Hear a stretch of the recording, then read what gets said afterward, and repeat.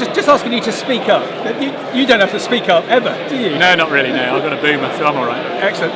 CUPGRA Potato Conference 2024. I think it's really inspired having you on, because we all learn from different sectors. This is predominantly about potatoes. You're predominantly, about salad cropping. I was trying to think of the wording of this question earlier. I just said, it's not that your sector is more sophisticated than the potato sector, but I suppose you have to change and be very fleet of foot at technology, because you're operating in such a high cash crop environment that you've got to do everything you need to possibly can to lower your costs, to increase your margins. What do you think, from your talk, what do you think the potato sector can learn from the likes of yourself and G's? Big question. I mean, I passionately believe in the whole regen agenda, and that Johnson Sue home-brewed liquid gold. Honestly, lots more to work to do on it, but I definitely think that can be a cost mitigator, not a cost increaser. You're right about we've got harvest every day, short cycle crops, probably double to triple the value per hectare. So we've got to be fleet of foot, and we are investing in technology, investing in equipment, and trying to keep being at the cutting edge, keep moving forward.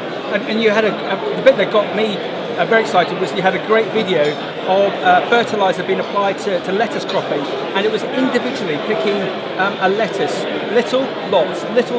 And I get the feeling, and Angus Armstrong sort of also stated this is broad acre approach to potatoes when there doesn't need to be, when the technology's there. So again, we can learn from you?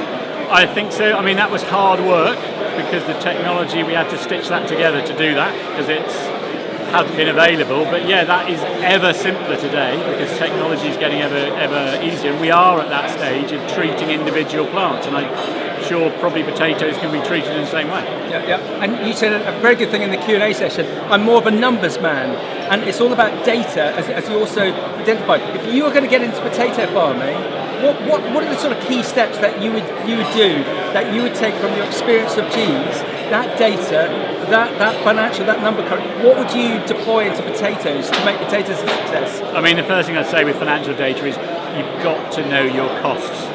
In G's we operate hundreds of profit centres. Everybody knows their costs, and we challenge them all the time to make sure we're competitive, as it were, with ourselves.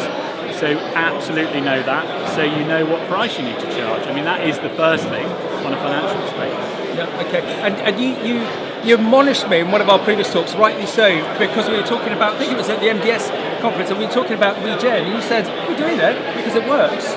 Is it still working? It's absolutely working. The results I showed in the talk, big yields on potatoes with zero nitrogen, better uniformity on onion establishment, we're getting head weights on iceberg, and more uniformity, so it's lots to learn, but there's no question it's working, but you need all of it. It's not pick and mix. You can't just put in a cover crop and expect magic. You've got to do the whole thing. Thank you. So just to emphasise that again, I think those from the potato sector, if they understand the likes of G's, follow the likes of G's and other similar businesses slightly higher up the value chain, there'll be a lot of market intelligence, a lot of information, whether it be tech or data, that they can learn. I'm sure. I mean, we do what we think's right, and we're happy to share it with those that want to learn. Thank you very much. Brilliant.